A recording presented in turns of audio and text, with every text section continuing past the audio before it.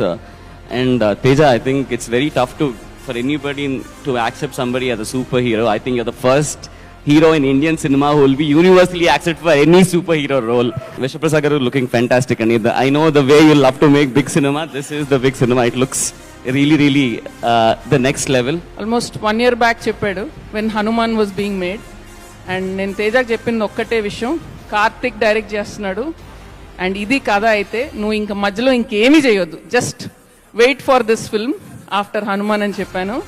And Karthik, I think you've done an outstanding job, and I'm sure both of you together are going to beat Teja's past record.